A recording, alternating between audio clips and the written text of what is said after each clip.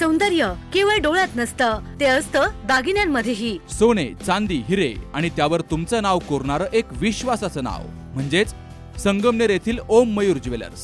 पिढ्यानपिढ्यांचा वारसा असलेले दागिने आधुनिक डिझाईन सोबत आता तुमच्या जवळ. लग्नकार्य असो, सण असो वा खास क्षण, ओम मयूर ज्वेलर्स मध्ये मिळेल प्रत्येक प्रसंगासाठी खास दागिने, खास तुमच्यासाठी. ओम मयूर ज्वेलर्स म्हणजे तुमच्या सौंदर्याचा हक्काचा दागिना.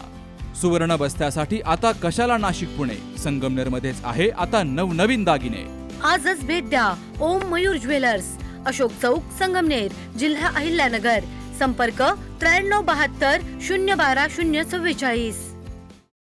तर आज अतिशय अल्प कालावधीमध्ये या भागातील चन्नापुरी परिसरातील साहेब 5:30-6 ला आले. त्यानंतर आपण एक पुलाचं भूमिपूजनाचा कार्यक्रम घेतला. त्यानंतर हिवरगाव पावसा येथे एस्केप वॉलच्या माध्यमातून पाणी सोडण्याचा आज शुभारंभ झाला. त्याचा 7 गावांना फायदा होतोय. त्या गावातील तलाव भरल्या जातील. अतिशय चांगल्या पद्धतीने हा दौरा झाला आणि आता आपण इथं या जो रायतवाडी फाटा आहे येथे आजपर्यंत हा रायतवाडी फाटा फक्त अपघातामुळे बदनाम केला गेला होता आणि संगमनेर खुर्द म्हणजे कचरा डेपो खाली वाकाचा थोडेस. आता काही जणांनी सांगितलं मला याचं बी क्रेडिट घेण्याचा, संगमनेरात गेल्या वर्षभरापासून जे कामं सुरू आहेत त्याचं क्रेडिट घेण्याचा प्रयत्न बरेच जण करताय. पण आता संगमनेर खुर्दच्या लोकांनी त्यांना विचारलं पाहिजे, रायतवाडीच्या लोकांनी विचारलं पाहिजे, हा जो 40 वर्षापासून हा कचऱ्याचा डेपो जो बोकांडी ठेवलाय याचं सुद्धा क्रेडिट ते काही घेणार का? कारण याच्यामध्ये यापूर्वी सुद्धा आदरणीय साहेबांच्या माध्यमातून न्यायालयामध्ये सुद्धा जी काही मदत या ग्रामस्थांना पाहिजे होती ती करण्यात आली होती आणि त्यावेळेस न्यायालयाने लढाई दिली. परंतु दुर्दैवाने काही स्थानिक ग्रामपंचायतीच्या पदाधिकाऱ्यांनी चुकीच्या पद्धतीने न्यायालयाला दिल्यामुळं तो प्रश्न निर्माण झाला होता. आज यामधून 108 नग म्हणजे इथून जे सुरुवात होती तर 108 पूलच्या माध्यमातून रस्त्याच्या मधोमध या दुभाजकावर पथदिवे बसवण्यात आले. 1,25,00,000च्या आसपास या कामाची सुरुवात झाली. काही जण सांगतील, परंतु त्यांना एकच सांगाल मी का गल्लीपासून तर दिल्लीपर्यंत सध्या फक्त भारतीय जनता पार्टी, शिवसेना आणि राष्ट्रवादी काँग्रेस आणि RPIचं सरकार आहे.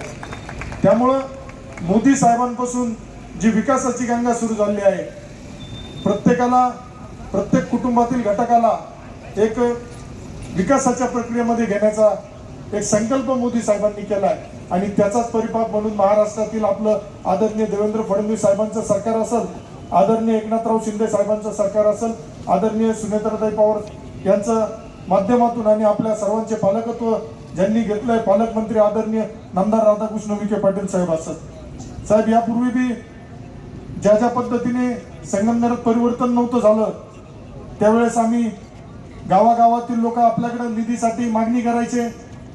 त्यावेळेस आपल्याला सांगायला आनंद होईल साहेब का प्रत्येक गावामध्ये आपण रस्त्याचा असेल, MSCBच्या डिप्या असेल किंवा छोट्या मोठ्या कामांना निधी देण्यामध्ये यशस्वी झालो.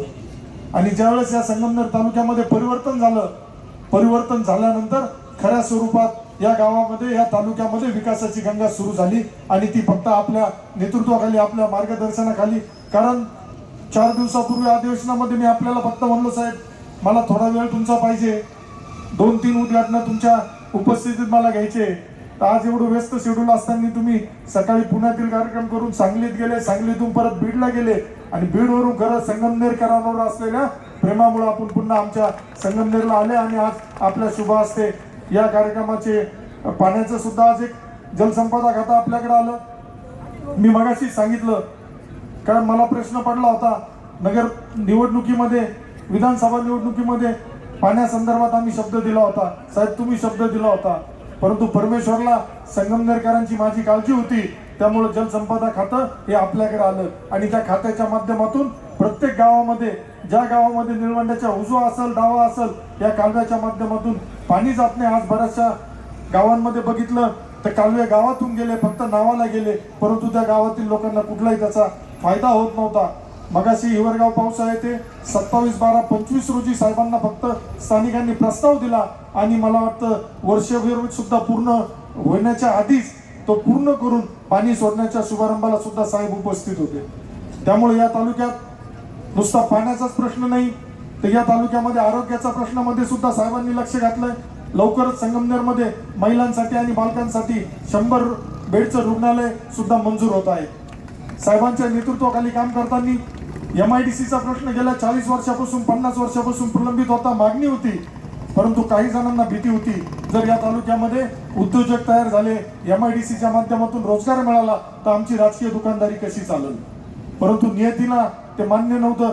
साहेब जे काम 40-45 वर्ष नाही झालं, साहेब आपल्या नेतृत्वाखाली, मार्गदर्शनाखाली, शिंदे साहेबांच्या नेतृत्वाखाली, उदय सामंत साहेबांच्या नेतृत्वाखाली लवकरच आपल्या संगमनेर तालुक्याचे MIDCचं नोटिफिकेशन सुद्धा निघणार आहे. त्यामुळं संगमनेर तालुक्यातील तरुणांना असेल, महिलांना असेल, कामगारांना असेल, शेतकऱ्यांना असेल, साहेब आत्ताच आपलं कामगारांचं सुद्धा जी मालपानी परिवारांनी मागणी केली होती का आमच्या कामगारांना नगरला जावं लागतं, तर ESICच्या माध्यमातून सुद्धा आपण इथं सेवा केंद्र, हॉस्पिटल, रुग्णालय त्या माध्यमातून सुद्धा संगमनेरमध्ये मंजूर झालंय आणि लवकरच त्याचं सुद्धा सुरुवात होणार आहे. त्यामुळं या परिसरामध्ये आज चन्नापुरी भाग असेल, संगमनेर तालुक्यातील प्रत्येक तालुक्यातील आणि विधानसभेतील प्रत्येक गावामध्ये साहेब आपल्या नेतृत्वाखाली कमीत कमी 30 लाख ते जास्तीत जास्त 5 कोटी 10 कोटीचा निधी आपण देण्यामध्ये यशस्वी झालोय. हा फक्त 1 वर्षामध्ये आपल्या कार्यकाळात झालाय.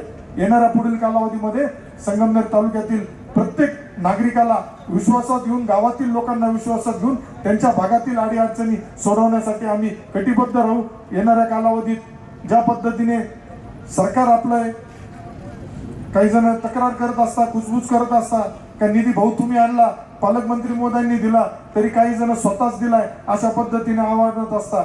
परंतु कार्यकर्त्यांनो आणि सगळ्या आपल्या पदाधिकाऱ्यांची जबाबदारी आहे का जो निधी आपला आहे, जो आपला हक्काचा आहे, तो आपणच आणलाय, आपल्या महायुती सरकारच्या माध्यमातून आलाय, हे लोकांना पटवून देण्यासाठी तुम्हाला पुढे प्रयत्न करावा लागेल.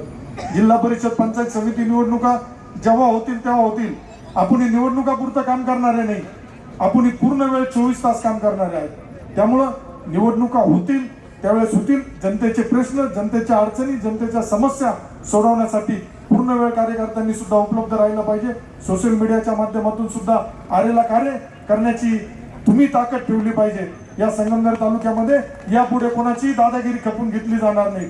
जर या संगमनेर खुर्दमध्ये सुद्धा काही स्वतःला दादा समजताय आणि वेगळ्या पद्धतीने काम करताय तर आम्हाला जास्त खोलात जायला लावू नका. आता ग्रामपंचायतीवरती प्रशासकच बसलोय.